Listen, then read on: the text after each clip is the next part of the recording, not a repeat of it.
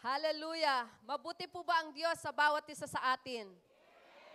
Alam po ba ninyo, ang sineselebrate natin ngayon ay ang pag-ibig ng Diyos para sa bawat isa. Pwede po ba nating bigyan ng papuring palakpak ang Panginoon?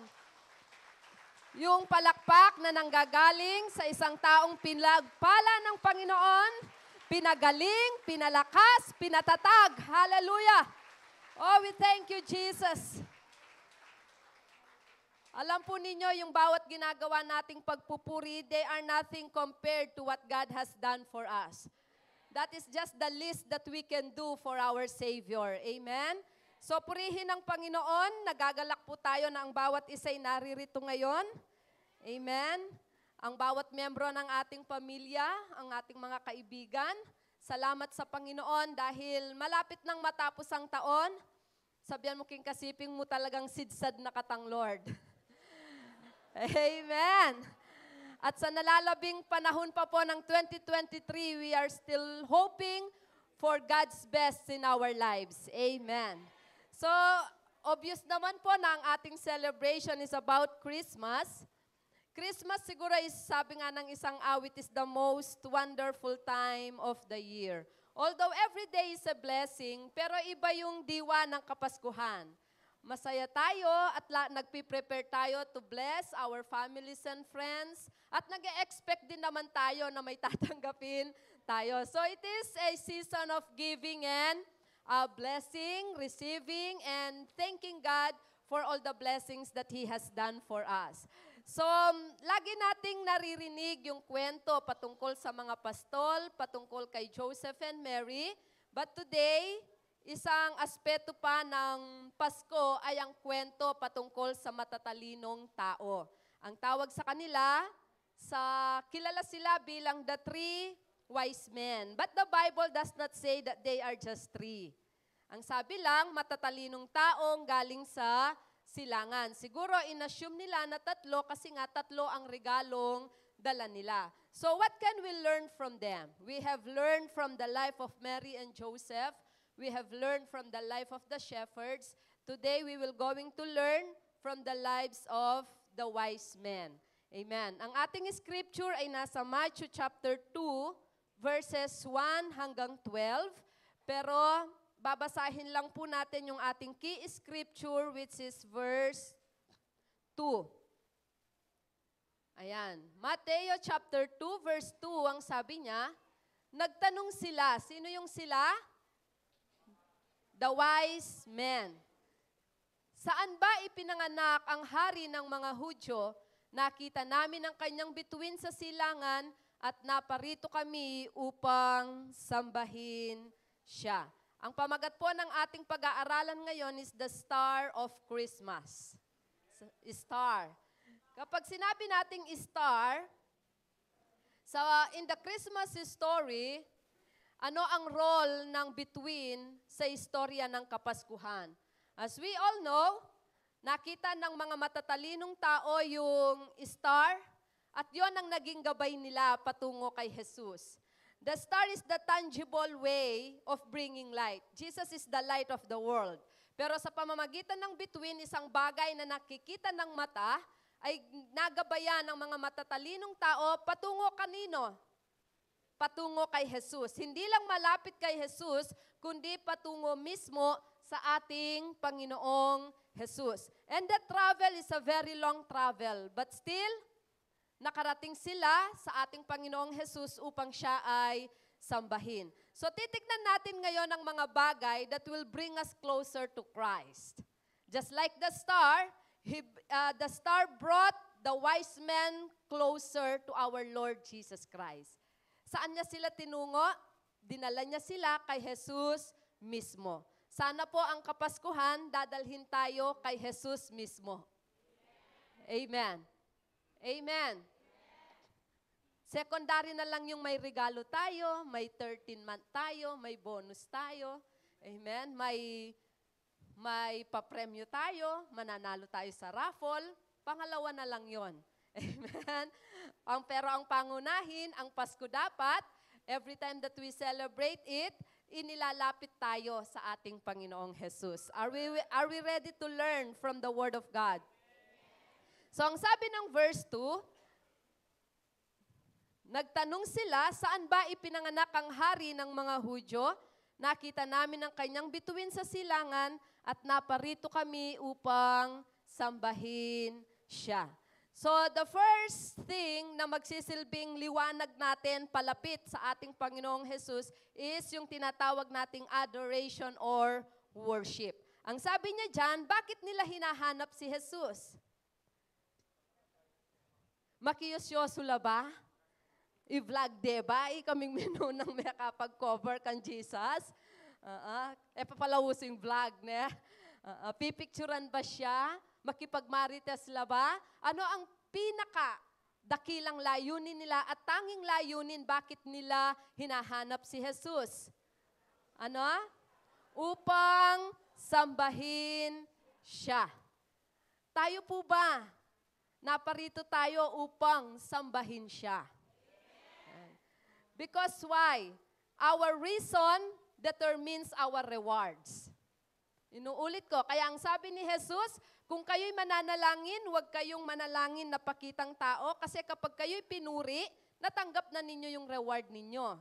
So halimbawa tayo narito, hindi lang para ang pangunahing layunin natin ay makilala ang Diyos, marinig ang salita ng Diyos, mapurihan ang Diyos. Dapat yun ang dakilang layunin natin sa lahat ng bagay na ating ginagawa. Nagpuri ka sa Kanya kasi gusto mo siyang sambahin. Nag-love offering ka kasi sinasamba mo siya. Siya yung nagpo-provide ng lahat ng pangangailangan mo. Nag-seed ka sa ating mga raffle, sa ating mga gifts. Bakit? Sinasamba mo ang Diyos sa kung ano ang meron sa iyo. Everything that we do must be an act of worship. Ang Kapaskuhan ay patungkol sa pagsamba sa ating hari, pagsamba sa ating dakilang manunubos. And verse 11, ang sabi niya dyan, pagdating nila, itang verse 2, isinabi doon kung ano yung layunin nila. And then verse 11, anong sabi nila? Pagpasok nila sa bahay, nakita nila ang sanggol at ang ina nitong si Maria. Ano po ang ginawa? Pakibasa po ninyo. Lumuhod sila at sumamba sa sanggol. Okay. So ito po yung acts of worship. Una, hinanap nila ang Panginoong Jesus. Sa buhay po natin, ano kayang hinahanap ng katabi mo? Na? Po, tagalanging raffle, yung atsukeng isip yo. Maniwala na ako man pong buong puso't buong kaisipan na aliyaman po panabala ito. Ay, lang may game yan. Tamang hinala. Okay. So, hinanap nila si Jesus. Hindi naman nila hinanap yung regalo, yung matatanggap nila. At pangalawa, anong ginawa nila? Nagpakumbaba sila sa Panginoong Jesus. Kasi hindi mo pwedeng sambahin ng Diyos without a humble heart.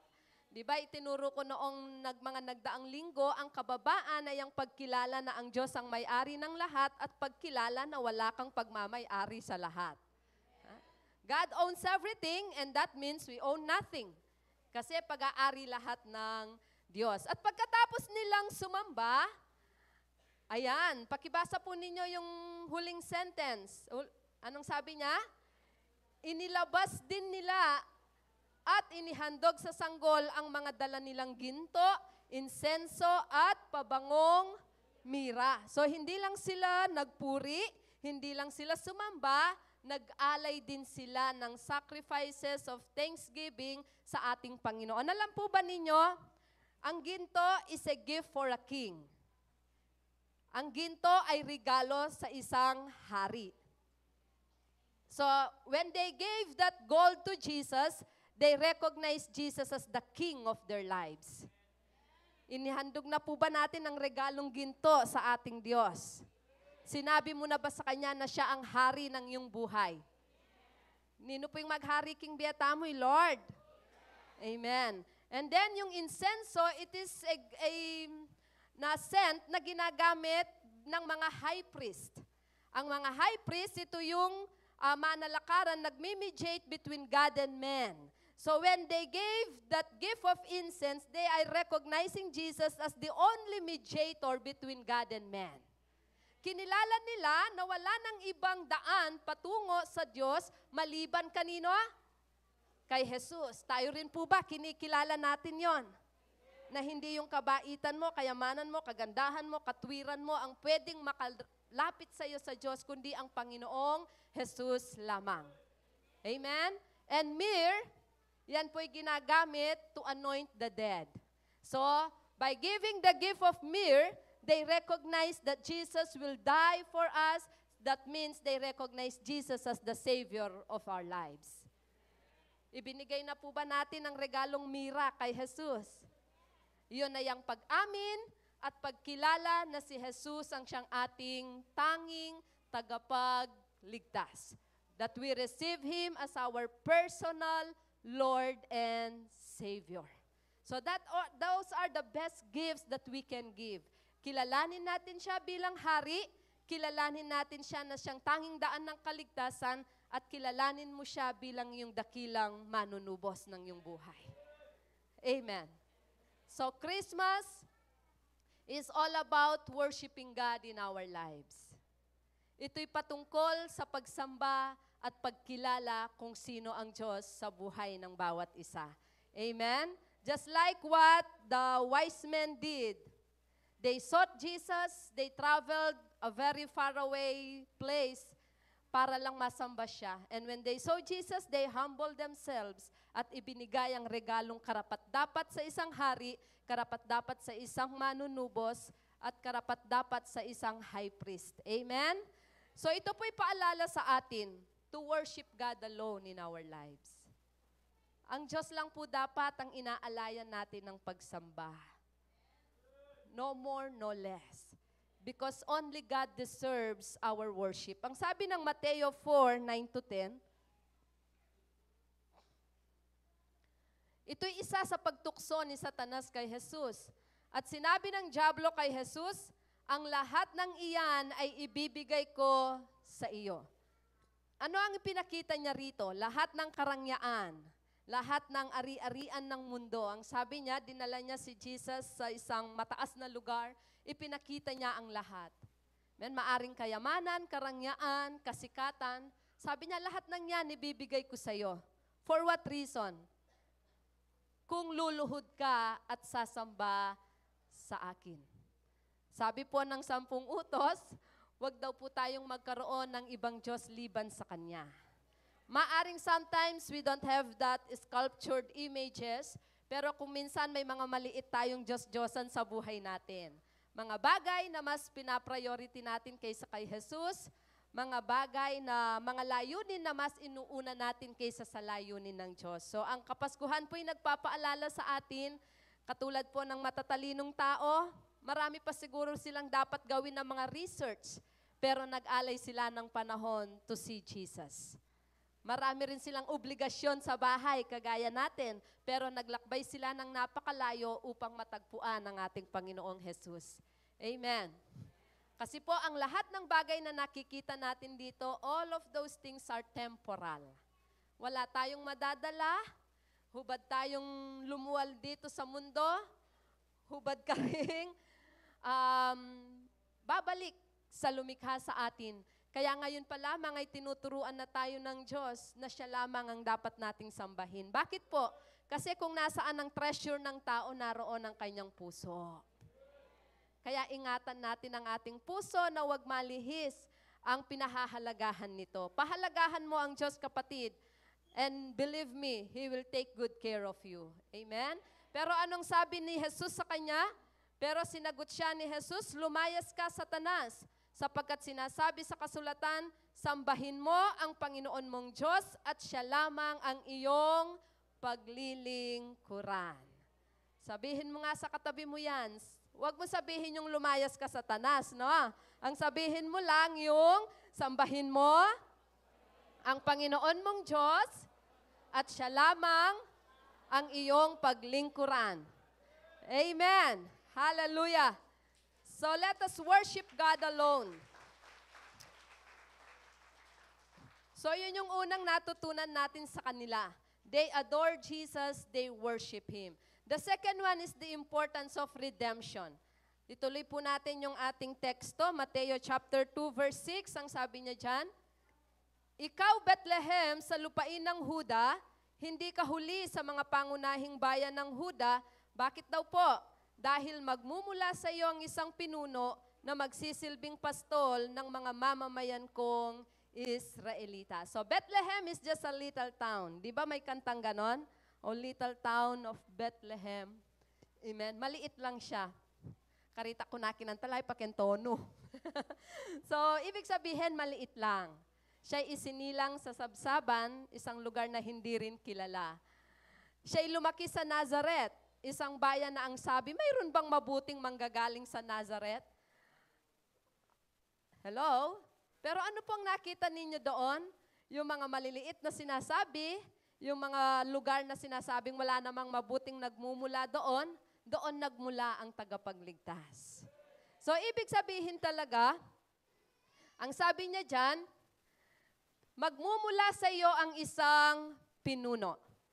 So, anong bayan po ng Israel, ang sabi niya, sila'y parang mga tupang walang pastol.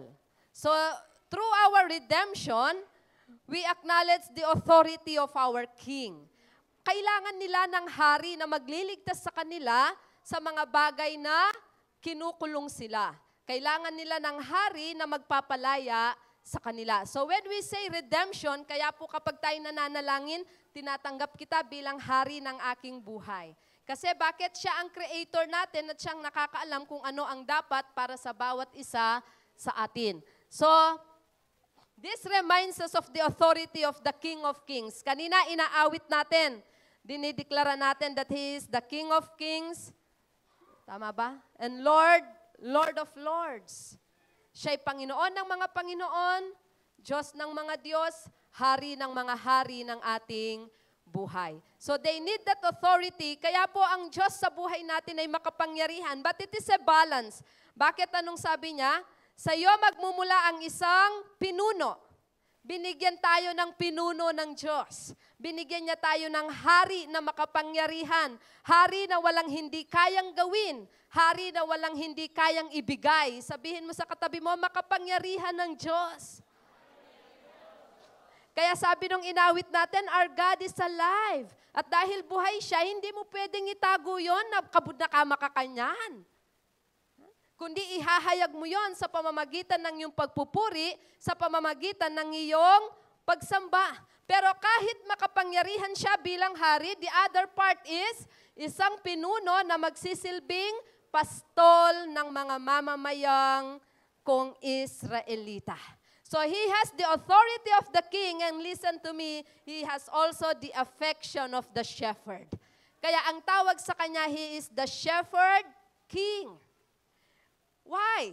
Kasi kung puro kapangyarihan, amen, may abuse. Tignan natin halimbawa, kung may kapangyarihan ka, may position ka, kung ang alam mo lang ay kapangyarihan, gagamitin mo yung kapangyarihan mo sa sariling kapakanan. But when you have a heart of a shepherd, gagamitin mo yung kapangyarihan mo para sa ikabubuti ng mga taong nasasakupan mo. Naunawaan po ba natin? So Jesus has both. He has authority and He has affection to the people. Kaya ang sabi niya, awang-awa siya sa mga tao na para silang mga tupang walang pastol. Iniligtas niya sila sa kaaway and after saving us, inaalagaan niya tayo, binabantayan niya tayo, ginagabayan niya tayo dahil siya ang ating pastol. Hindi yung parang iniligtas ka tapos peborenan ako. Hello? Hindi ganon ang pagliligtas na ginawa ng Diyos sa atin. Kinalag niya yung lahat ng umaalipin sa atin. And after setting us free, He see to it na naaalagaan ka, kapatid. He see to it na ang lahat ng kailangan mo'y naibibigay. He see to it na kung may problema kang, sabi niya, dinadala ka niya sa tahimik na batisan upang maramdaman mo ang kapayapaan. He see to it na kung sakali mang dumadaan ka sa madilim na daan o sa madidilim na problema ng buhay mo, he see to it na hindi ka matatakot sapagkat ikaw ay kanyang sasamahan at kahit sa harapan ng mga kaaway mo, ikaw ay kanyang ipagtatanggol. Amen. Kaya po we experience heaven here on earth. Hindi ka iniligtas ng Diyos para lang pumunta sa langit at magkaroon ng buhay na walang hanggan. Ang kaligtasan, nagbigay ng Diyos sa atin, package deal. Buo, wala ka nang dapat idagdag, wala kang dapat bawasan, at habang naririto ka na naghihintay sa kanyang muling pagbabalik, inaalagaan ka ng Diyos. Minamahal ka ng Diyos, pinagpapala ka ng Diyos, at ginagabayan ka ng Diyos. He is our shepherd king. He has the authority of a king and the affection of a shepherd. Sabihin mo nga sa katabi mo yon. Your Savior has the authority of the king and the affection of the shepherd. Hello? Ibig sabihin, wala siyang hindi kayang gawin. Everything is under His control. Kaya nga walang imposible sa Kanya. Pero hindi rin siya dapat para bang natatakot ka, na nahihiya kang lumapit sa Kanya. Bakit? Kasi siya isang dakilang pastol na madaling lapitan at madaling hingan na kung anuman ang ating nais sa buhay. Amen. Amen. Yan si Jesus na naisilang para sa bawat isa. Kaya ang sabi niya dyan, ang Bethlehem ay maliit man, salamat sa Panginoon. God has given us a new beginning. We started little, pero sabi nga, yung end natin is greater dahil sa biyaya ng Diyos. Kaya dahil dito, dahil sa mga pangyayaring ito, walang maituturing na hamak. Kasi sa mga hamak na lugar, doon nang galing ang pinakadakilang hari. At ibig sabihin nun that salvation is always available for all kinds of people. Amen? Ano po yung pangalawa? It is a message of redemption. Hallelujah. And then the third one, ano pang nangyari sa buhay ng mga matatalinong tao? Mateo chapter 2, verse 9 to 10. So sila po'y nakarating na sa Jerusalem at ngayon, siyempre mag-courtesy call lang ang Herodes na siya ang hari noon. At sabi niyang ganyan, ang bilin ng hari, kapag daw nakita na nila si Jesus, bumalik sila sa kanya kasi gusto niya ring sumamba. Yan. Yun ang sabi ni Herodes. So, tignan natin. Matthew chapter 2, verse 9 to 10. Pagkatapos nilang marinig ang bilin ng hari, umalis na sila. Habang sila ay naglalakbay, muling lumitaw ang bituin na nakita nila sa silangan at lubos ang kanilang kagalakan. Nanguna sa kanila ang bituin hanggang makarating sila sa kinaroroonan ng sanggol. So as what I have said kanina, ang naging gabay, nagsilbing gabay nila ay ang bituin sa kalangitan. Amen. So nang sila'y hanapin na nila si Jesus sa Jerusalem, sila ay muling ginabayan ng bituin na ito. Alam po ba ninyo, it takes trust to do this. Bakit po? Wala pong exact na lugar na sinabi ang Biblia, basta't ang sabi, they are wise men from the east. So sa mga research na kanilang ginawa, probably ito daw po ay ang Babylon. So yung journey nila is from Babylon to Bethlehem. Ano po ang sinasakyan? Maka-Fortuner la po. Maka-4 wheels la. Naka-asno or camel ang karaniwang sinasakyan po nila noon. At ayon sa pag-aaral, kapag daw po ang camel ay maraming karga, they can only travel the whole day, 30 kilometers. Kaya alam po ba ninyo yung journey ng mga wise men from Babylon to Bethlehem, it took them 4 to 5 months. 4 to 5 months. Hello? Para maglakbay sila. Kayo po pilang minuto mula Kembaleyo papuntang Charts. Kung naman naman kasiping mo. Maka-wheels ko pa ya, atintang 4 wheels, atintang 2 wheels, atintang klase-klaseng wheels. Ating maglakad, ating makasakyan. Ano pong impisamban, 4 to 5 months siya pong lakbayan, simba ko pa. Na? Palagay ako, nung keni mong lalakad, 8 o'clock yung service, daratang ka 8:30, baka nung makantaya kalawot, Baka pang last service na ka na. Amen. Pero sila, and it took trust to do that. Bakit? Kasi hindi naman nila alam talaga, nananalig lang sila dun sa star kasi base sa kanilang pag-aaral because they are astrologers. Amen. So within that 4 to 5 months, siyempre po, siguro dinatang din ka-relate and doubt. Although the Bible is silent about it. Amen? Ikami nga, nang kay lecture ka mo, may naliwaya ruteng Google Map, kakarog na ko. Lalo na nung indadalanan mo, madalumdo, malang tao, na nakakarakal isipan. How much more sila ng mga panahong yon? Pero they trusted God's direction in their lives. Amen? Nagtiwala sila sa Diyos. Sana po ang Kapaskuhan ay turuan tayong magtiwala saan? Sa direksyon na ibinibigay ng Diyos sa atin. Kasi marami pong direksyon ang ibinibigay ang mundo. The Bible says, narrow is the gate. Makitid daw po yung daan patungo sa isang matuwid na buhay. Maluwag ang daan tungo sa isang magulong buhay. Pero maraming pumipili noon. Bakit? Kasi conveniente ka. Malwalas siya. Ating kang komportable ka, pero purihin ng Panginoon, although they took them for so long, but still, they trusted God for His direction. Hindi ko po alam kung anong pinagdadaanan ninyo ngayon, pero kung may mga decision po kayong dapat gawin, umasa po kayo at magtiwala sa direksyong ibinibigay ng Diyos. Sabihan mo king kasiping mo, mo pipiliting kaya ka. Mas marunong ang Diyos. Mas magaling ang Diyos. Bakit? Kasi bago ka pa man makarating sa paroroonan mo, alam na ng Diyos. He knows everything about us. Kaya kung ano man po yung mga desisyon, kung minsan po kasi natatangay tayo ng nakikita ng mata, naririnig ng tenga, at saka yung feeling na nararamdaman natin, pero wag po tayong umasa. Kasi nga, we are believers. And believers ought to live by faith, not by sight. Amen.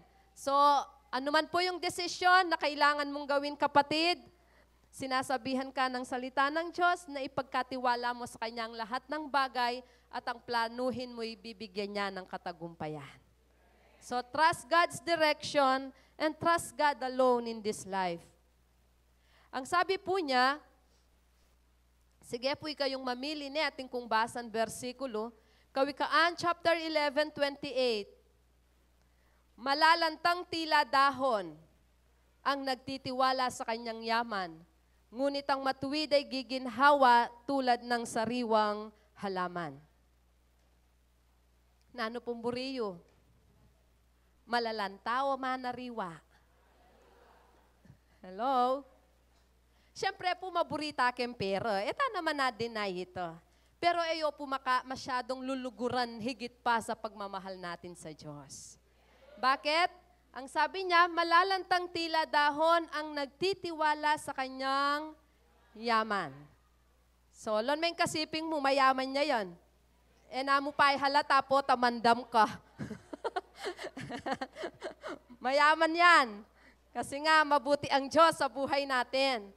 Parang bang yung panalangin ni David ang sabi niya, Lord, wag mo naman akong masyadong payamanin, baka ikaw ay aking makalimutan.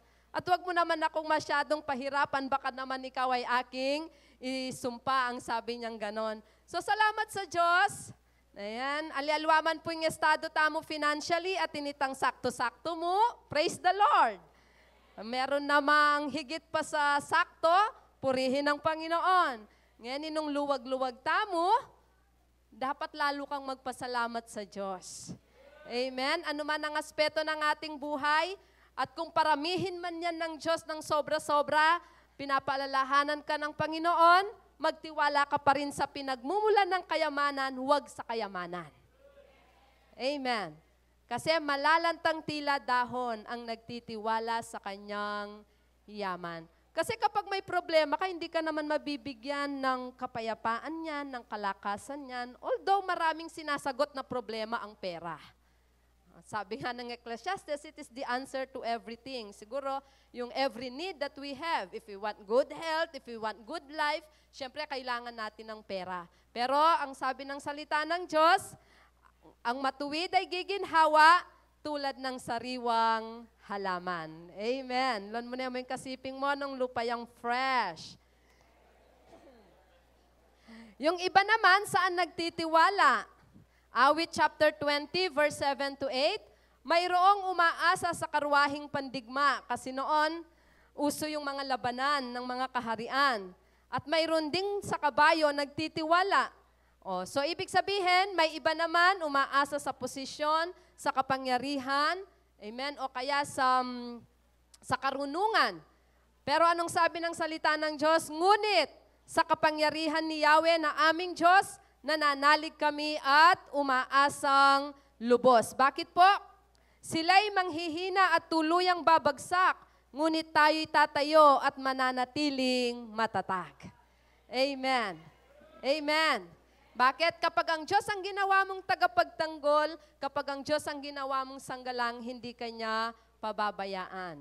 Amen? So it is better to trust in the Lord. Kapag nagtiwala ka sa Diyos, magpapadala siya ng mga taong tutulong sa atin in the best possible way. Pero patsing diskarte mo, yung peganan mo kung minsan nalulutas pero panandalian lamang. Amen. So kung gusto nating maging fresh, maging matatag, amen, umasa tayo kanino? Sa Diyos lamang. Sa Diyos lamang. Amen. And the last one na makikita natin sa kanilang buhay, Matthew chapter 2 verse 12, ang sabi niya dyan, nang pauwi na sila, pakibasa po.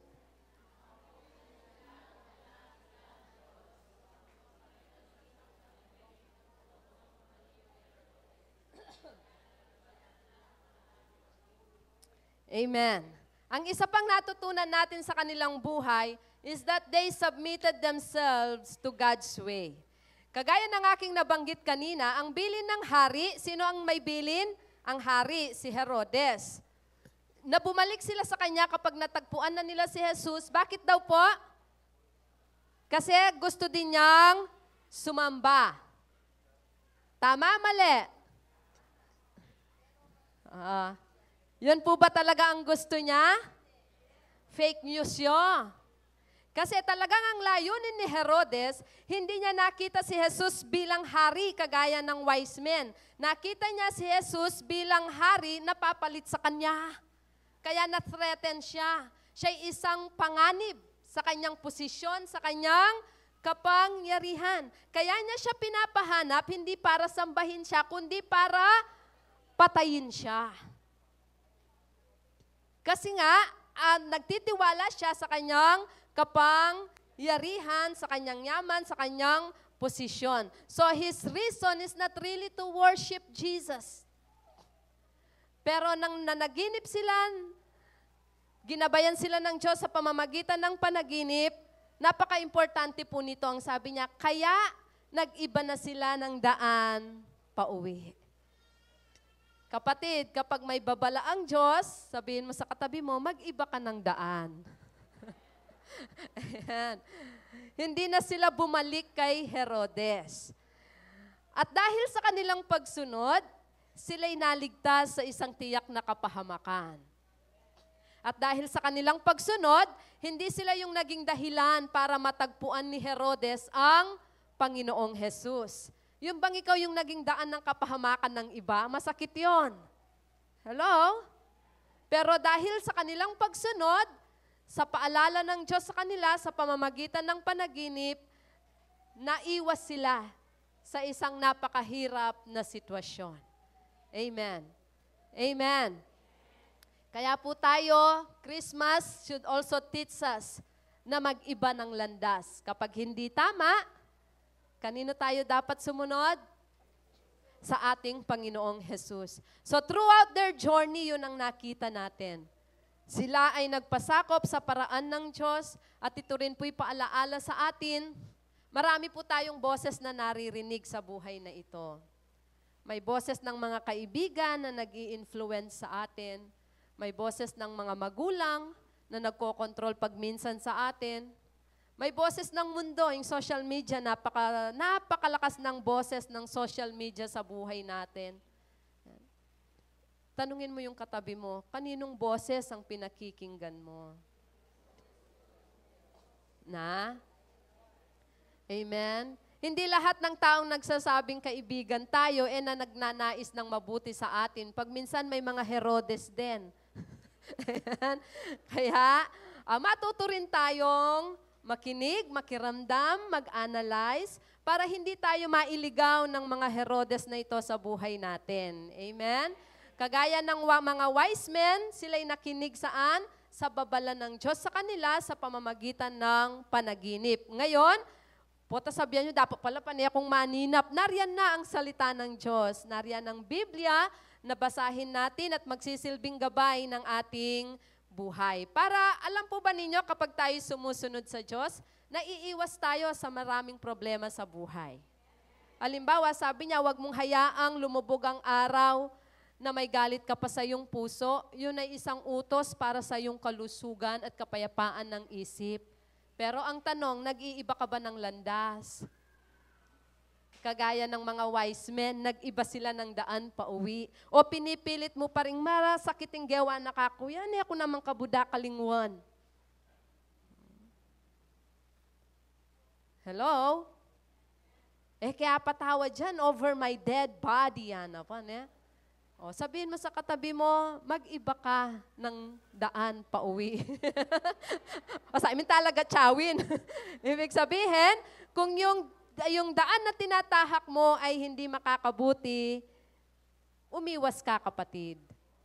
Amen? Mas piliin nating sundin ang direksyong ibinibigay ng Diyos sa atin at yung kaparaan ng ibinibigay ng Diyos sa atin. Kasi nano pa yung silbi at makiramdam tamo, mumunta tan Domingo, maniblas tamo, nung pipili tamo mo rin yung kaya katamo. At inyang sense kanta. O layo. Kaya ka narito, gusto mong makarinig ng salita ng Diyos kasi gusto mo itong tanggapin at i-apply sa iyong buhay. At kung mahirap man itong gawin, ang biyaya ng Diyos ay higit pa sa sapat. Amen? Tignan po natin, Deuteronomy 5:33, ang sabi niya, mamuhay kayo ayon sa kanyang mga utos, sa ganoon sasagana kayo at hahaba ang buhay ninyo sa lupaing sasakupin ninyo. Gusto ko po itong basahin sa wikang Ingles. Ang sabi niya, walk in obedience to all that the Lord your God has commanded you, so that you may live and prosper and prolong your days in the land that you will possess. Yun pong walking is a part of life. Ang pagiging Kristiyano ay hindi nagtatapos nang tinanggap mo si Jesus bilang Diyos at tagapagligtas. Ang pagiging Kristiyano o ang pananampalataya, yan po yung lakad ng buhay. Amen. At tinapungadlo na ako linakad. Ala, that is our way of life. So kapag sinabi niyang walk in obedience, that means obedience must be your way of life. At ano pong ginagawa niya? He prosper us. Lonyo po rin ng atlong pingareni, He prosper you when you obey God.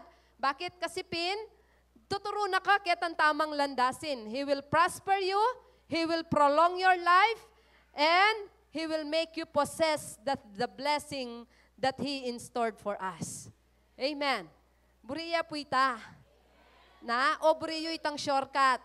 Di ta kaligaya, da kalapighati.